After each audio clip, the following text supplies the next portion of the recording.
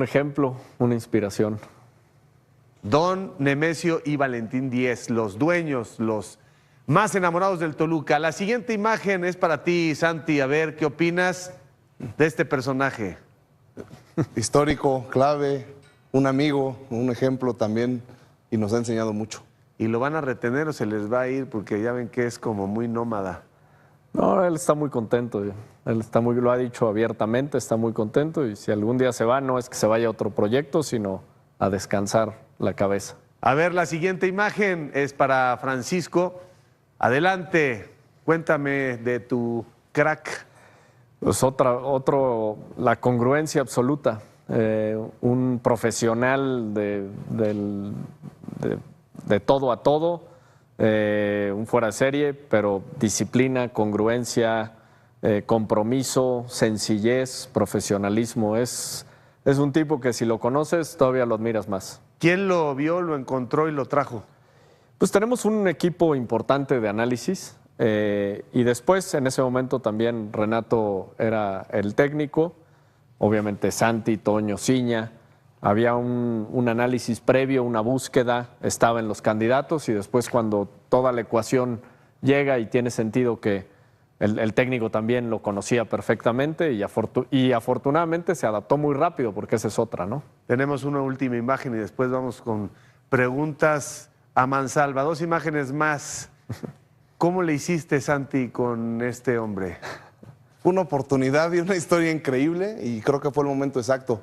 Alexis quería revancha, nosotros queríamos gloria y ahí nos empatamos y bueno, la historia ahí está y en las 2 finales parecía que estaba escrito para él. ¿Cuándo vuelve? Ya no te hagas. ¿Ya está listo? ¿Ya? Sí. ¿Ya contra Chivas? Es decisión de Tony, pero sí, está listo. Mira, qué bueno. Sí. Y la última para Francisco. Bueno, pues mucha experiencia. Yo creo que es alguien que domina y conoce a la perfección el fútbol mexicano. Y espero que sepa que Toluca puede aportar mucho a su proyecto. Está aportando, cómo no. Después de Chivas, el que más aporta. A ver, vamos con las preguntas. Fíjense bien, porque tienen que ser muy concretos. En cuanto a grandeza, ¿en qué lugar está Toluca en el fútbol mexicano, Francisco? Pues siempre he dicho que es no una pregunta estéril, pero un poco... Creo que nosotros hacia adentro sabemos perfectamente quiénes somos y dónde está posicionado el Toluca.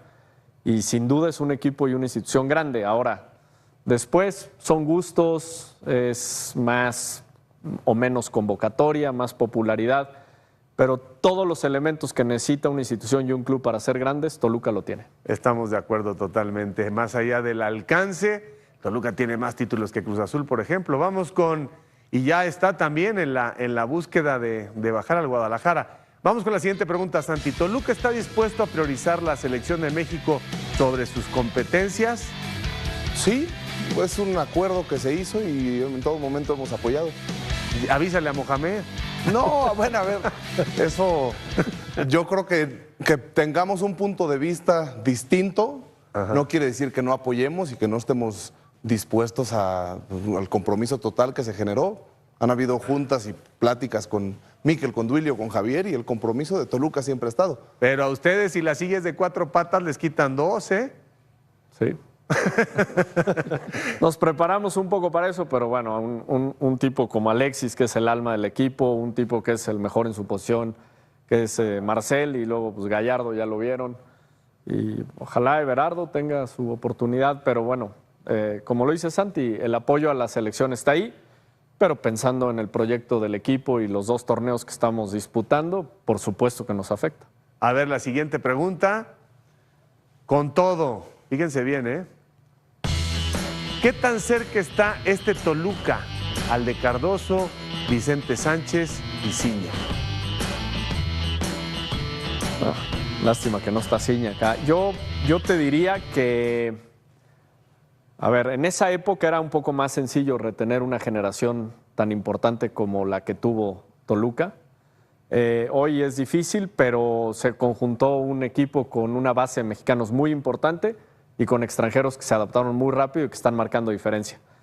Espero todavía tengan vida y se consoliden y sigan en el proyecto del equipo, y puede darse. Si se da el tricampeonato, hay un debate natural y razonable quienes elijan una época o la otra. Y finalmente, para que después pasen a la mesa caliente con Ciro, con Paco, con Ricardo Peláez y Jared, prioridad, ¿CONCACAF, Champions Cup o el tricampeonato? O sea, ¿la CONCACAF o el tricampeonato? La idea es competir por lo más alto en las dos. Pero no te hagas así como está el huesito del pollo cuando tienes que jalarle y te vas a quedar con una de las dos. Ojalá estemos en un momento donde tengamos que decidir eso, pero... ¿Y entonces qué decides ahí?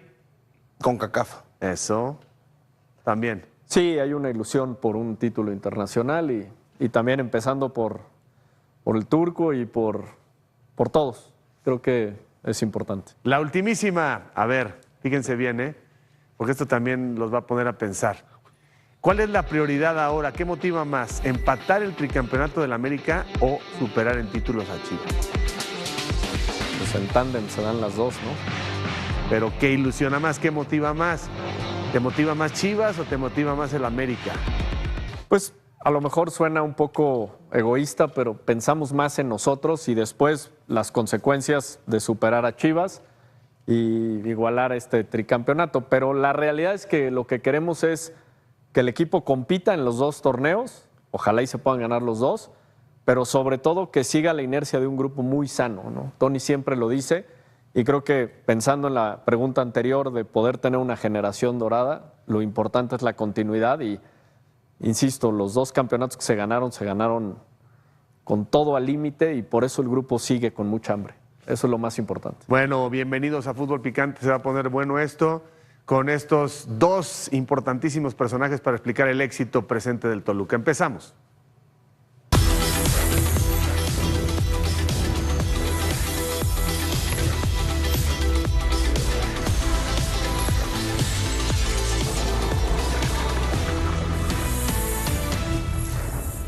Toluca empata a las Chivas Rayadas del Guadalajara con 12 títulos. La verdad que estamos muy felices por esto, la gente se lo merecía, que se siente ser bicampeón, la verdad, sobre todo en nuestra casa otra vez. Sí, es una final histórica, inolvidable y emocionante. Este es el amor que le tengo a Toluca, puse mi salud al frente por mi escudo, por el patrón, por mis compañeros, por mi familia. Desde hace mucho tiempo es que el Toluca es un grande del fútbol mexicano y el que no lo quiera aceptar está mal. Cada quien ponga el lugar que quiere al Toluca, nosotros estamos haciendo historia y esperamos seguir conquistando títulos.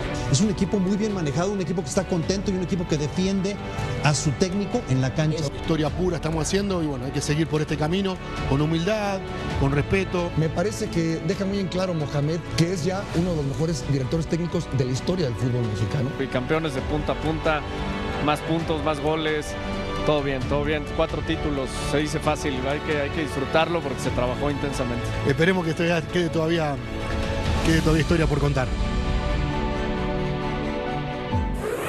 Vayan sacando otro coiba, por favor, para Tony Ciro, que le gusta mucho ese puro del festejo a Mohamed. ¿Qué le dices a estos personajes, Ciro? Buenas noches, Paco, Ricardo, Jared. En principio les digo enhorabuena porque están haciendo del Toluca un equipo que puede ser de época, que ya tuvo un año extraordinario.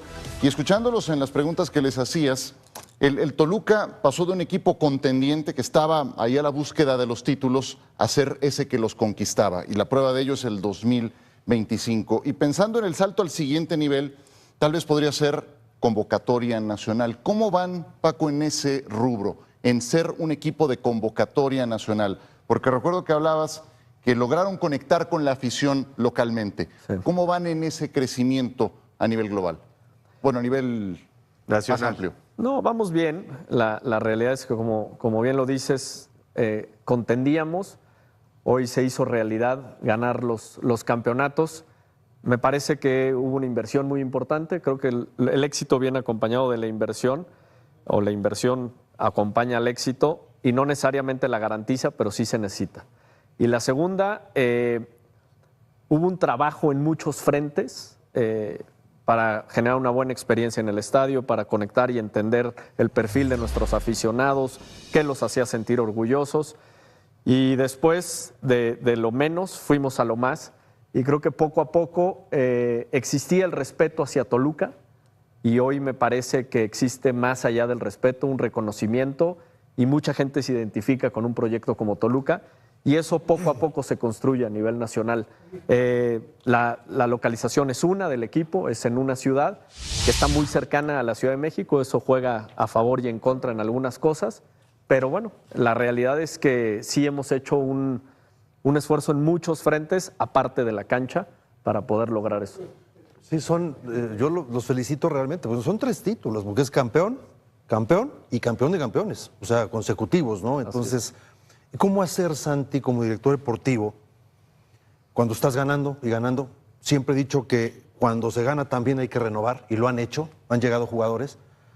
Preventivo en lo que va a pasar en la liguilla, preventivo en el desgaste natural del discurso del técnico, preventivo que es un equipo ya muy observado, preventivo en que es un equipo ya al que todo el mundo le quiere ganar. Entonces tú tienes que ir un paso adelante en la planeación. ¿Estás de acuerdo? Sí, totalmente. Y en eso hemos trabajado muy cercano con Tony, y Tony es un adelantado, porque si bien nos observan, nos estudian, nos analizan y hay 1000 plataformas, softwares, de todo, claro, pero es un equipo camaleónico.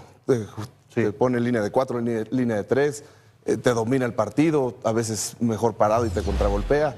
Y creo que el mérito está en que hemos construido un equipo desde antes de Tony, que ya era competitivo, y ahora con Tony pues es protagonista, es ganador.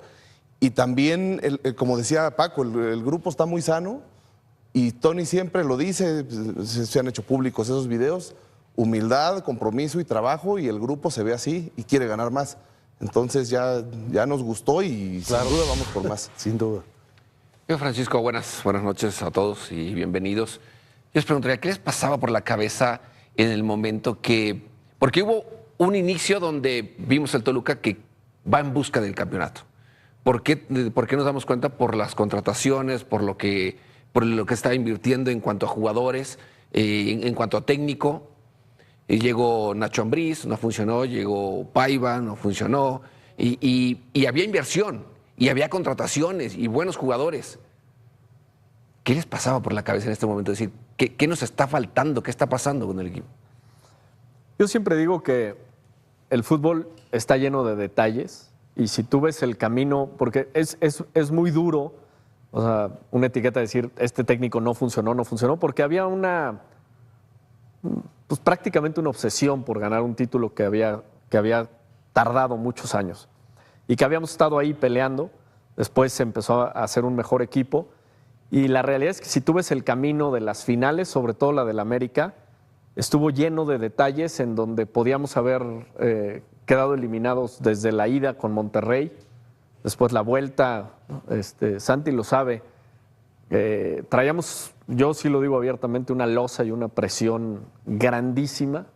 Esta industria y el fútbol es cruel muchas veces porque si hubiéramos quedado fuera, pues nadie se estaría acordando de esto y se acuerdan del ganador, obviamente, y después la memoria también es corta. Entonces sabemos ese compromiso y por eso cuidamos muchos detalles de muchos frentes para poder darle continuidad a esto.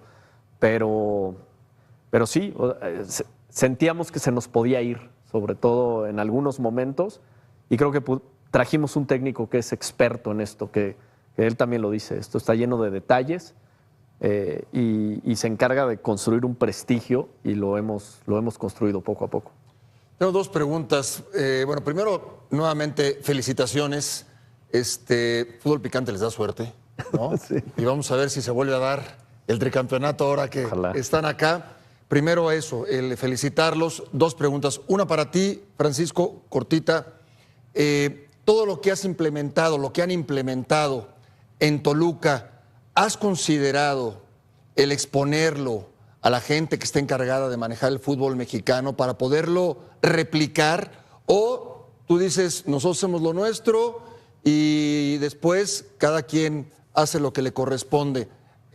Porque hay cosas que al fútbol mexicano, lo que ustedes han hecho, que al fútbol mexicano le vendría, pero como anillo al dedo. No, contesto muy brevemente, por supuesto, no me faltaba más, súper abierto a clubes al 100%, yo estoy seguro que se puede detonar un mucho mejor fútbol. O sea, no se trabaja. No, sí se trabaja, pero creo que más abiertamente y sabiendo que a veces son ciclos, hay cosas que aciertas, otras no tanto, pero de nuestro lado compartir lo que se necesite y con muchísimo gusto. Y de una vez, Santiago, te conozco bien, sé lo que te has preparado, esperaste tu oportunidad y la has aprovechado. Lo de Renato, por ejemplo, lo de Renato Paiva me agradó mucho. De hecho, nos comunicamos todavía con él. Es un tipo muy abierto, un tipo muy interesante, que quizás no consiguió el título, pero habrá dejado algo importante. Y después llega Mohamed y consigue los títulos. El poder juntar a un técnico, la estructura que está muy clara con ustedes, futbolistas, las contrataciones, y después llevarlo a un título es muy difícil. ¿Cuál consideras en tu caso, en la relación con Toluca, que ha sido el secreto? Es que son muchas decisiones o sea, te tiene que acompañar la suerte de que salgan bien. No hay una, por ejemplo, si me preguntaras cuál es la clave, pues es que claves hay muchas. Sin duda el haber sido valientes y en un proceso que parecía que venía muy bien con Renato, tener la valentía de plantear un cambio para que viniera Tony, pero también el ir por Alexis Vega con los retos que eso suponía, o el ir por Paulinho con los retos que eso suponía, la adaptación, la edad, etcétera. Yo creo que, como dice Paco, había una obsesión y una carga muy fuerte que se sentía todos los días y la presión era absorbente, pero nunca perdimos la brújula. Pasamos momentos muy complicados, eliminaciones en CONCACAF con Herediano, etcétera. Y siempre sabíamos que si éramos pacientes y que si seguíamos insistiendo y no perdíamos la brújula del ganar como sea, porque eso tiene muchas trampas, más temprano que tarde iba a llegar. Entonces, me acuerdo muy bien el día el proceso de los días para tomar la decisión de Renato, que fueron muy complicados, porque es una gran persona y es un gran profesional, pero sabíamos que era lo mejor para el equipo. Y también Tony quería venir y Toluca le daba a Tony lo que necesitaba y Tony le daba al Toluca lo que también necesitaba y afortunadamente hoy estamos aquí para contarlo con este éxito, pero también hay que ser muy mesurados, hay que ser muy cuidadosos porque no acaba aquí y queremos mucho más. Oye, perdón, la vitrina internacional, porque ahora me llamó la atención, era una de mis preguntas, ¿no? La liga, siempre pueden conseguir el tricampeonato, el título de CONCACAF, pero hoy ir al Mundial de Clubes es una vitrina mundial. Es prestigio para la institución. Es en lo económico, si Monterrey se habrá traído 30 millones de dólares en premios que vas ganando. Entonces se vuelve muy atractivo y muy importante, ¿no? Van contra San Diego. Sí. Entonces hay que ir paso a paso. Se ahorraron una ronda.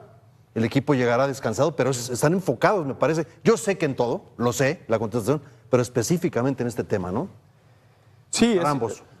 Sí, Santi.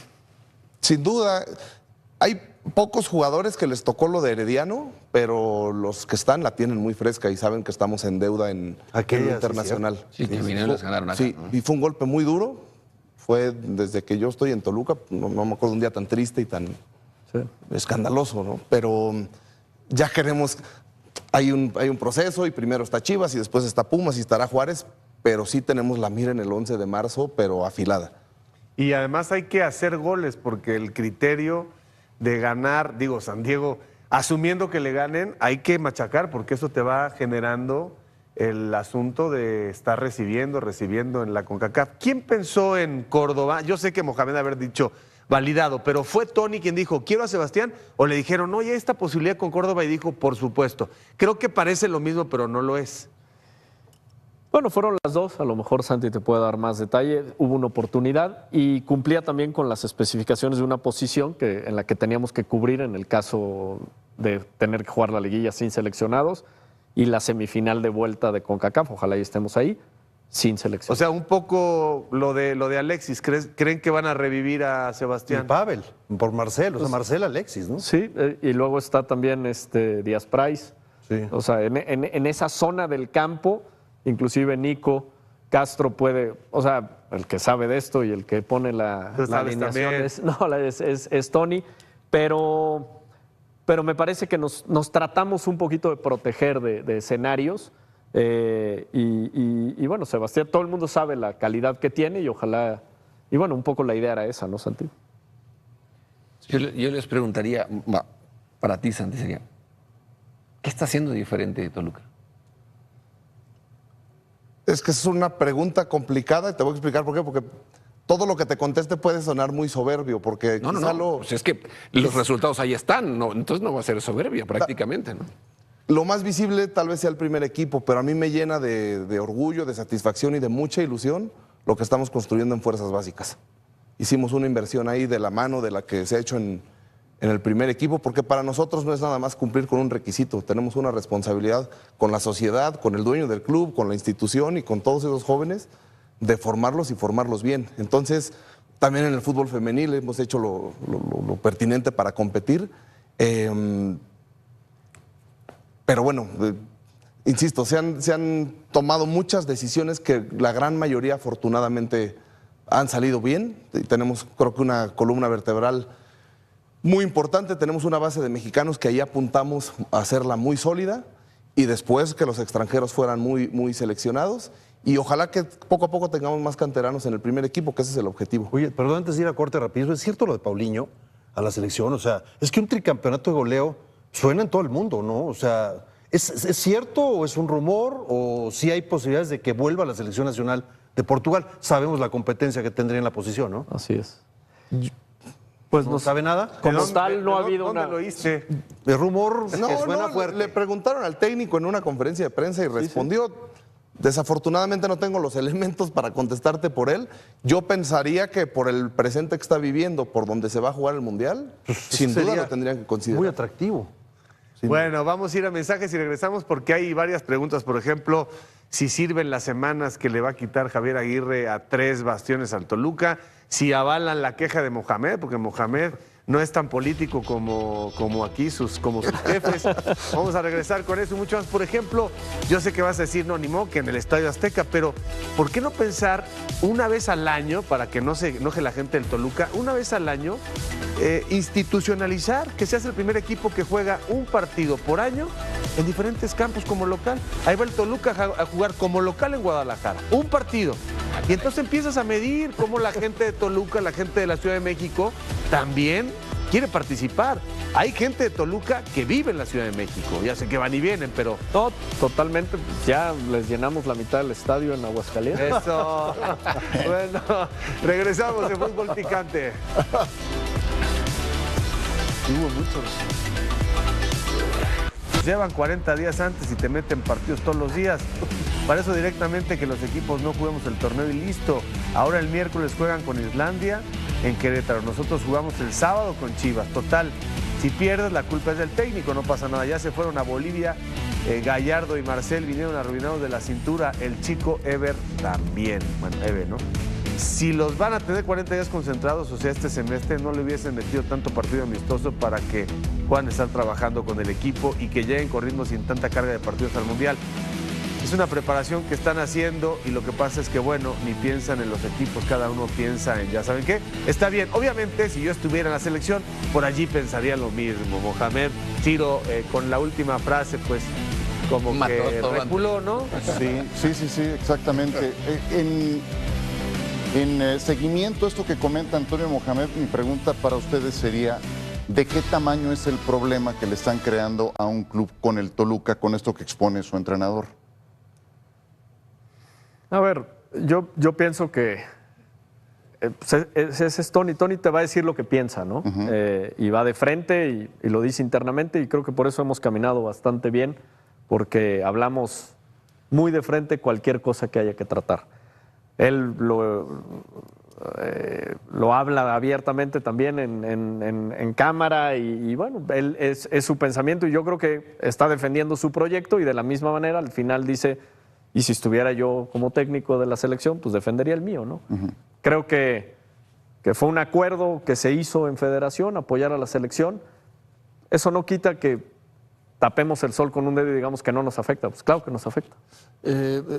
Santiago, tocayo, es claro que el fútbol mexicano es muy particular. Desde que el modelo de negocio, ¿no? Cuando en México puedes vender de un equipo a otro jugadores en más de $10 millones, pues eso explica de alguna manera el por qué no van tantos jugadores al extranjero. Sí. Una, la cantidad de extranjeros el no hay ascenso y descenso, pues también implica un montón de cosas.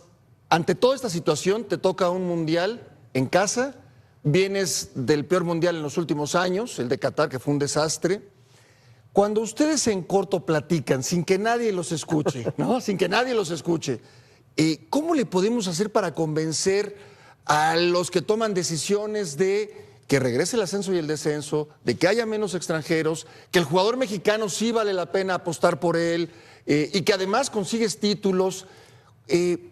¿Cuál es quizás el principal argumento que ustedes utilizarían para aplicar lo que hacen en Toluca con el fútbol mexicano? ¿Cuál sería el principal argumento? Es que yo, por ejemplo, como si nadie los yo tengo estuviera un punto de escuchando, vista muy Santiago. particular con el tema del ascenso y el descenso. Yo no lo comparto para nada. Pero a partir de ahí, todas las decisiones que decías, si fueran aisladas, tal vez no afectarían tanto. El problema es cuando son todas al mismo Pero tiempo. dime brevemente una explicación del ascenso y descenso, del tema de los extranjeros. No, el ascenso y el descenso Es no que está de acuerdo. necesitaríamos 4 horas de programa. Bueno, ¿estás de acuerdo o no estás de acuerdo? Totalmente en desacuerdo, pero es una opinión personal. No, está bien. Yo sigo creyendo que el principal problema nuestro, además de los que mencionas, es la formación de los jugadores. En la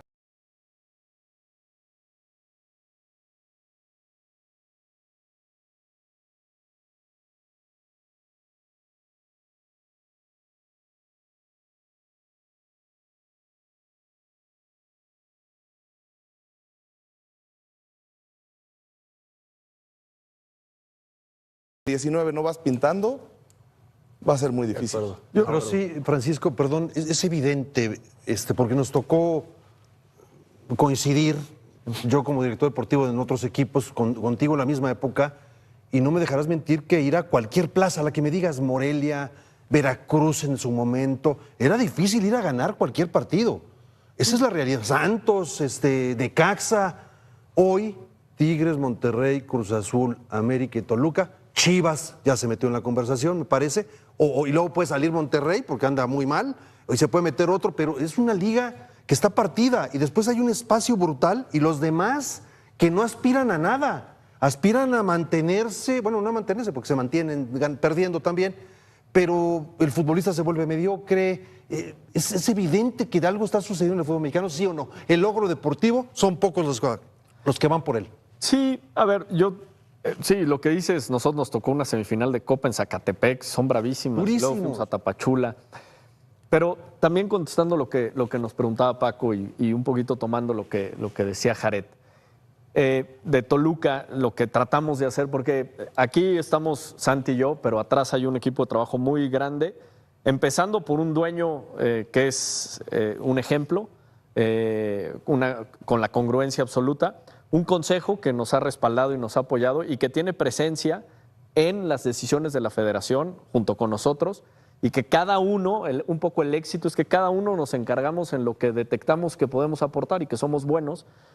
Sabemos que el todo es más que las partes y que cada quien sabe en dónde aporta. Y por supuesto que somos vocales, que ponemos las ideas que consideramos puedan ser buenas, pero al final es una liga de 18 y también hay que hacer un consenso, hay que tener balance en ciertas decisiones y entender por qué unas, por qué otras. Como dice Santi, hay muchas cosas que analizar y créanme que hoy el Toluca está muy presente, está muy activo y está tratando de representar un perfil de una institución como lo es el club, y encabezado por una familia como históricamente encabezó el Pero proyecto. pero nada más agregando eso, perdón, Javier, nada más que lo explicas perfectamente bien, tocayo. Por ejemplo, si a Marcel le sale una oferta, porque ha sucedido con muchos jugadores en el medio, a Marcel le van a llover ofertas. Si hay un equipo importante en Europa que ofrece 8 millones, 7 millones, perdón que dé cantidades, pero en México hay un equipo que ofrece 5 más. ¿Sí? Lo hablas con el... ¿Cómo lo manejarían? Porque el mercado interno provoca eso en México. No hay otro país en el continente donde suceda esa situación. Quizás Brasil, pero ni Argentina, Uruguay, Chile. ¿Cómo lo puedes manejar para que salgan beneficiados todos? No, yo te la contesto porque lo he vivido desde el primer día con Marcel, desde que llegó, y es una promesa de él hacia el club y del club hacia él.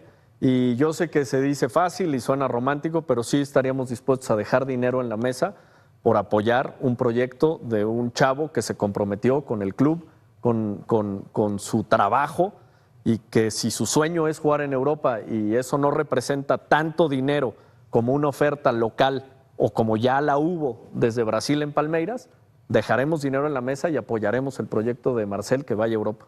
A mí me llama mucho la atención, Francisco, Santi, que en México todo ha cambiado.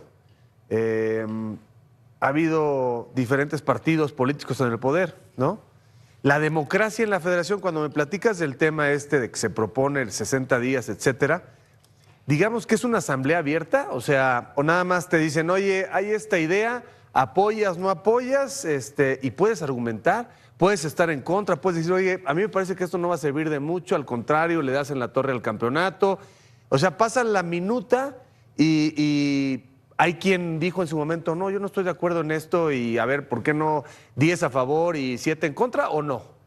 Sí, yo te diría que se ha avanzado mucho, hay bastante más apertura, hay mucho balance en opiniones y es un trabajo que se está haciendo y que se viene haciendo, en donde el Toluca tiene una representatividad y que se están haciendo cosas muy importantes para tratar de construir y de mejorar muchas áreas que sí están detectadas abiertamente, donde hay una oportunidad muy grande de mejorar. Específicamente, yo creo que va a llegar un momento en el que entendamos que el proyecto de liga y el proyecto de federación, si bien están de la mano, no necesariamente defienden exactamente las mismas decisiones. Entonces, habrá que tener un balance para mejorar, como marca Santi, el desarrollo de los jóvenes a una temprana edad para que tengan un nivel internacional de competencia y una selección que se nutra de estos chavos y que compita también a nivel internacional con el crecimiento que han tenido las demás selecciones. En ese sentido, me preocupa lo que pasa en el torneo local, porque me remonto a la Leagues Cup, por ejemplo, que implicó que el torneo se parara por un mes. Lo fueron modificando, pero son más juegos con calzador. Esto que expone Mohamed, la liguilla pasada tuvo un calendario muy etéreo, que podía pasar cualquier cosa.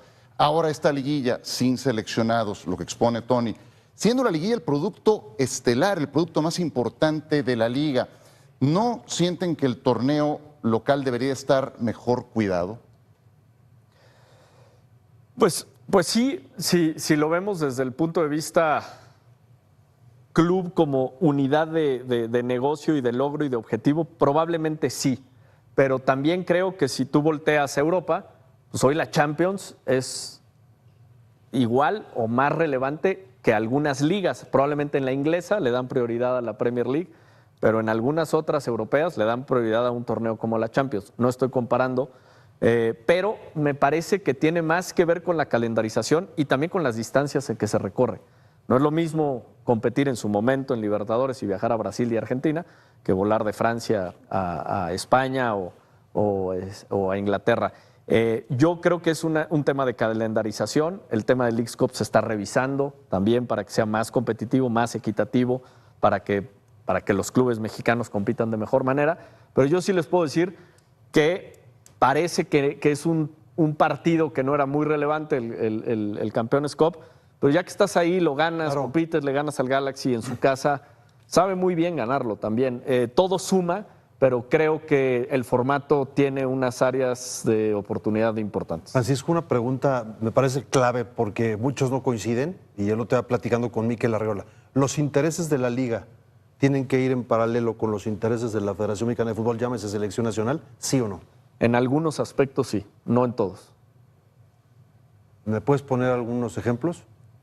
Pues yo creo que es mi opinión, ¿eh? Con calma, con profundidad y sin exageraciones sobre el momento real de la selección mexicana a 100 días del Mundial en casa. Porque sí, hay ilusión, sí hay señales positivas, pero también hay incertidumbre, hay lesiones, hay debates abiertos y hay decisiones que todavía no están tomadas. Y todo eso convive al mismo tiempo en un proceso que se juega muchísimo más que un simple amistoso ganado en Querétaro. La victoria fue buena, fue convincente en el marcador, dejó nombres interesantes sobre la mesa y permitió que algunos futbolistas levantaran la mano en serio. Pero al mismo tiempo, nos obliga a analizar con lupa qué significa realmente este resultado y cómo encaja dentro de la preparación hacia el torneo más importante que va a vivir el fútbol mexicano en décadas. Cuando escuchamos a los jugadores hablar después del partido, notamos un discurso muy claro: orgullo por portar el escudo, compromiso por representar a México, hambre de estar en la lista final y conciencia de que nadie tiene el lugar asegurado. Ese mensaje es saludable porque una selección que se relaja antes de tiempo suele pagar caro en el escenario internacional. Sin embargo, el discurso emocional debe estar acompañado de un análisis táctico y estratégico mucho más frío.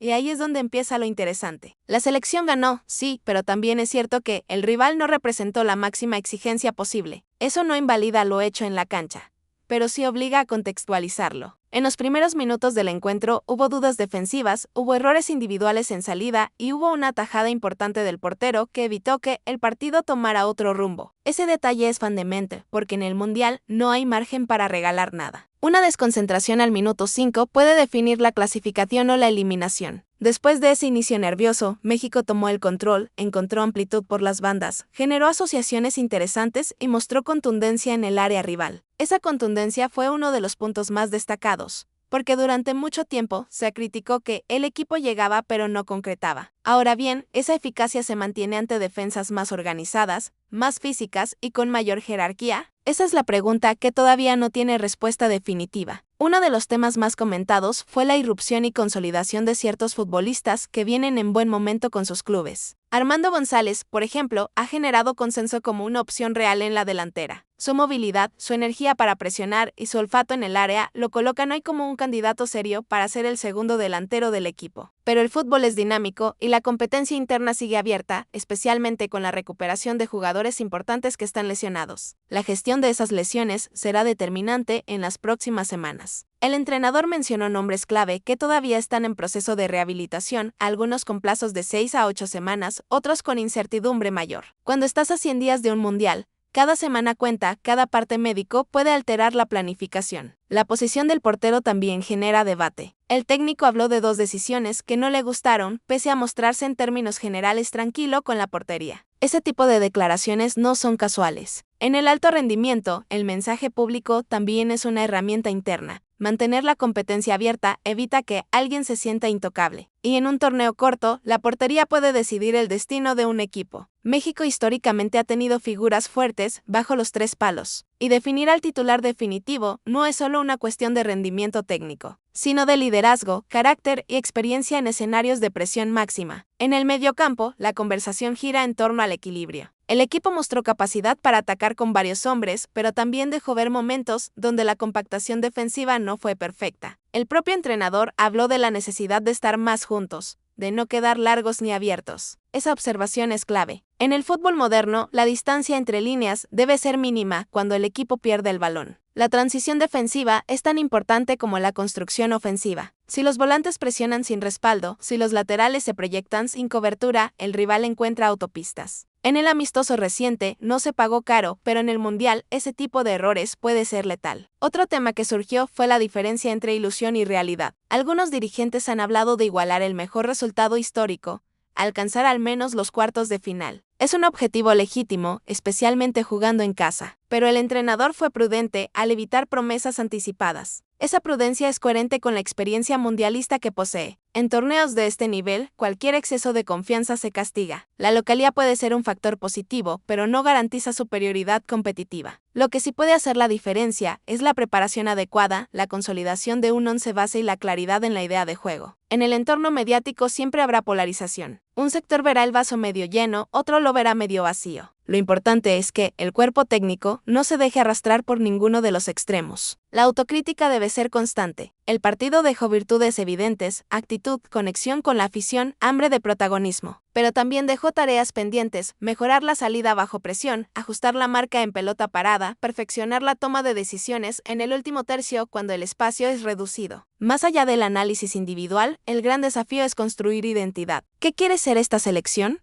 ¿Un equipo de posesión paciente que desgaste al rival? ¿Un equipo de transiciones rápidas que explote espacios? ¿Un híbrido capaz de adaptarse, según el contexto? Esa definición no puede cambiar cada semana. Debe consolidarse en los próximos amistosos, especialmente ante rivales de mayor jerarquía que exijan un ritmo más alto. El aspecto físico también será determinante. Algunos jugadores llegarán con carga acumulada por sus ligas, otros regresarán de lesiones, otros podrían perder ritmo competitivo. La planificación de cargas y descansos debe ser milimétrica. Un plantel físicamente fuerte en el tramo final de cada partido puede marcar diferencia. Los mundiales suelen definirse en detalles al minuto 80 o 90. También es fundamental la gestión emocional del grupo. Jugar un mundial en casa implica una presión histórica. El entorno exigirá resultados inmediatos. Cada error será amplificado. Cada victoria será celebrada con euforia. Mantener estabilidad mental será tan importante como ejecutar bien un sistema táctico. La experiencia del entrenador puede ser un activo en ese sentido. En paralelo, el fútbol local sigue su curso con enfrentamientos importantes como el de Tigres contra América. Estos partidos también influyen indirectamente en la selección porque varios convocados compiten allí. El rendimiento en liga impacta la percepción y la confianza de los jugadores. El América, por ejemplo, atraviesa un proceso de ajuste con incorporaciones recientes. Tigres, por su parte, necesita recuperar consistencia tras algunas derrotas. Estos contextos de club forman parte del escenario que el seleccionador debe considerar. Volviendo al Tri, el gran interrogante es si esta generación puede romper la barrera histórica y trascender más allá de los octavos de final. La materia prima existe, pero la consistencia ha sido el talón de Aquiles en ciclos anteriores. La clave será combinar talento joven con experiencia, ambición con disciplina, entusiasmo con orden táctico. Cada partido previo al Mundial debe tener objetivos claros, probar variantes defensivas, ensayar cambios de ritmo, evaluar alternativas en caso de lesión o suspensión. No se trata solo de ganar amistosos, sino de llegar con respuestas a posibles escenarios adversos. El Mundial no es un torneo de improvisación, es un torneo de preparación meticulosa. En conclusión, la victoria reciente es un paso positivo dentro de un camino mucho más largo y exigente. Genera confianza, abre competencia interna y permite al cuerpo técnico observar comportamientos individuales bajo presión moderada. Pero el verdadero termómetro será cuando enfrente selecciones que no concedan espacios, que presionen alto y que castiguen cualquier error. Hasta entonces, el equilibrio debe ser la consigna, ilusión sí, pero con pies en la tierra. Autocrítica constante, trabajo disciplinado y mentalidad fuerte. La selección mexicana tiene ante sí una oportunidad histórica. El escenario está servido, la afición espera, el país entero observa. Pero en el fútbol no gana quien más promete, sino quien mejor ejecuta cuando el balón rueda. El camino hacia el 11 de junio continúa, y cada decisión que se tome en estos 100 días será determinante para definir si México solo participa o realmente compite para trascender. Y cuando hablamos de trascender, no podemos quedarnos únicamente en el discurso romántico de hay que creer, porque el fútbol de élite no se gana con fe solamente, se gana con estructura, con jerarquía, con preparación estratégica y con capacidad de adaptación. México históricamente ha competido bien en fases de grupos, ha mostrado personalidad en ciertos partidos importantes, pero ha fallado en el momento exacto en que el detalle mínimo decide una eliminatoria. Por eso estos 100 días previos al Mundial no son simplemente una cuenta regresiva emocional. Son una etapa crítica donde cada entrenamiento, cada convocatoria y cada decisión médica puede alterar el destino del equipo. Si volvemos al análisis táctico, es importante profundizar en cómo México construyó su superioridad en el partido reciente. La amplitud fue una de las claves. Los extremos fijaron laterales, los laterales se proyectaron con libertad y los volantes pisaron el área con buena sincronización. Este tipo de ocupación ofensiva es positiva, pero exige una coordinación defensiva impecable en transición. Cuando el equipo pierde el balón con muchos hombres por delante de la línea de la pelota, el retroceso debe ser inmediato y colectivo. No basta con la intención, se necesita automatismo. Y el automatismo solo se consigue con repetición constante en entrenamientos de alta intensidad. Otro aspecto que merece atención es la gestión de la presión alta. En algunos pasajes, México intentó recuperar rápido tras pérdida, presionando en campo rival. Esa es una herramienta valiosa si se ejecuta en bloque. Pero cuando la presión es individual y no coordinada, el rival puede romper líneas con un solo pase. En un mundial, los equipos que manejan bien la salida bajo presión pueden convertir ese intento en una oportunidad clara de contragolpe. En cuanto a la delantera, la consolidación momentánea de Armando González abre una conversación interesante sobre el perfil del atacante que México necesita. ¿Se requiere un 9 fijo, fuerte en el juego aéreo y capaz de jugar de espaldas, o un delantero móvil que ataque espacios constantemente? La respuesta dependerá del rival y del sistema elegido. La versatilidad ofensiva será clave, especialmente si algunos referentes llegan con ritmo irregular tras lesiones. La situación médica es quizá el punto más delicado del proceso. Nombres importantes acumulan semanas sin competir. Pubalgias, lesiones musculares, intervenciones quirúrgicas, procesos de rehabilitación que no avanzan al ritmo esperado. A 100 días del Mundial, el margen de recuperación es limitado. Cada decisión de operarse o no, acelerar o no la vuelta, puede impactar en la lista final. El entrenador lo sabe, por eso viaja a Europa para ver personalmente el estado de sus jugadores. La información directa siempre pesa más que los reportes. En la portería, el debate sigue abierto. La experiencia frente a la continuidad reciente. El técnico dejó claro que está tranquilo con el puesto, pero también deslizó que hubo detalles a corregir. Eso no es casual. En un torneo corto, la portería puede decidir todo. Un error en fase de grupos puede significar quedar fuera. Una tajada en el momento justo puede cambiar la historia. México necesita seguridad, liderazgo y comunicación desde atrás. También es relevante hablar de liderazgo dentro del campo. Más allá del capitán oficial, el equipo necesita voces que ordenen cuando el partido se desordena. Necesita un mediocentro que marque el tempo, un central que mantenga la línea compacta, un delantero que presione y contagie intensidad. El liderazgo no siempre se mide en goles o asistencias. Muchas veces se mide en la capacidad de mantener calma cuando todo parece acelerarse. El entorno mediático también influye. Cada declaración del entrenador es analizada al detalle. Cuando habla de prudencia ante el objetivo de cuartos de final, está protegiendo al grupo de una presión innecesaria. Cuando menciona detalles negativos pese a una victoria amplia, envía un mensaje interno de exigencia. Esa dualidad entre discurso público y mensaje privado es parte del manejo de un grupo rumbo a un evento de máxima exposición. Mirando el panorama general, México necesita enfrentar rivales que lo exijan en todos los aspectos antes de llegar al Mundial. Amistosos contra selecciones físicamente fuertes, tácticamente disciplinadas y con ritmo europeo serán pruebas más reales. Solo en ese contexto se podrá evaluar si la compactación defensiva mejora, si la salida bajo presión es confiable y si la contundencia ofensiva se mantiene ante defensas organizadas.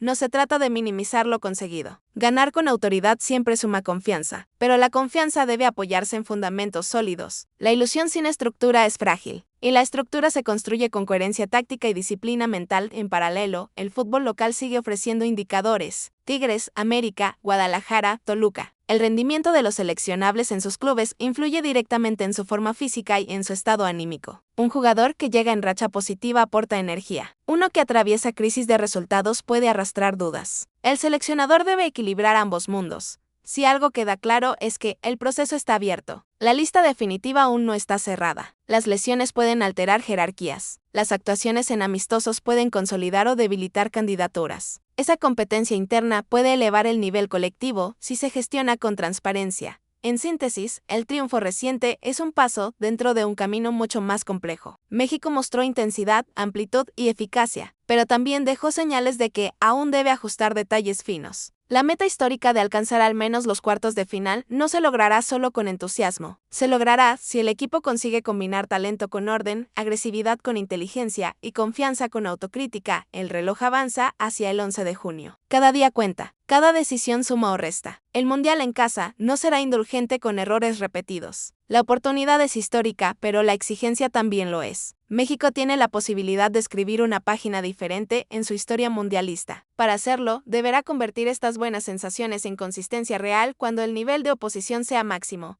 El balón se girá rodando, los debates continuarán y las listas se irán perfilando. Lo importante es que el análisis sea honesto y que el trabajo sea constante. Porque en el fútbol de alto rendimiento no gana quien promete más, sino quien se prepara mejor y ejecuta con precisión cuando el momento decisivo llega. Y si seguimos avanzando en esta reflexión, hay que tocar un punto que muchas veces se pasa por alto cuando se analiza la selección mexicana, la gestión del miedo al fracaso. Porque más allá de la táctica, de los nombres propios y de las lesiones, existe una carga histórica que pesa. México lleva décadas chocando contra el mismo techo en Copas del Mundo. Esa barrera mental se convierte en un rival invisible que aparece justo cuando el equipo está a punto de dar el siguiente paso. Superar ese límite no es solo cuestión de cambiar jugadores o sistemas, es cuestión de construir una mentalidad colectiva distinta.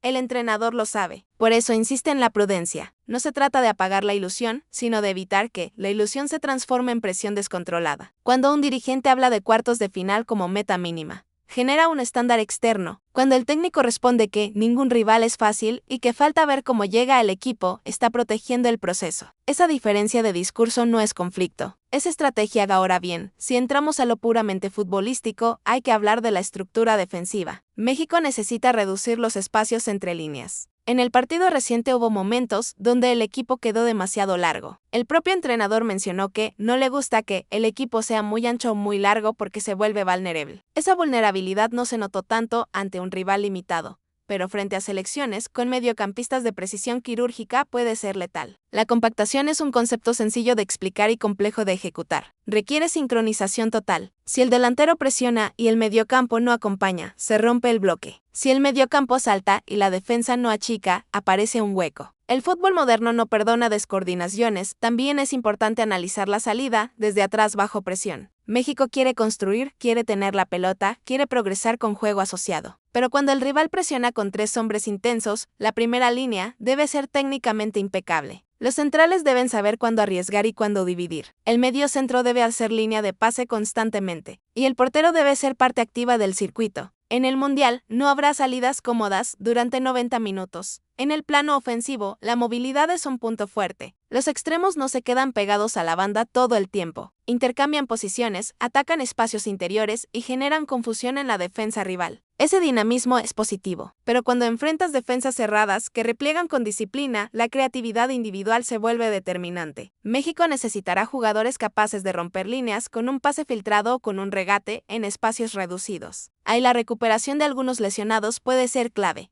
La gestión del grupo también será un reto. Cuando hay varios jugadores compitiendo por la misma posición, el entrenador debe comunicar con claridad los criterios de selección. Nada genera más ruido interno que la percepción de favoritismo o incoherencia. Si la competencia se basa en rendimiento y compromiso, el grupo se fortalece. Si se basa en reputación o presión externa, el grupo se fragmenta. No podemos dejar de lado el factor físico. Un mundial implica jugar cada 3 o 4 días. La recuperación es tan importante como la preparación. Los cuerpos técnicos modernos trabajan con datos, cargas, monitoreo constante. México deberá optimizar cada detalle para evitar recaídas de jugadores que vienen de lesiones prolongadas. Un futbolista que regresa sin ritmo puede aportar calidad, pero también puede arriesgar una nueva lesión si se le exige demasiado.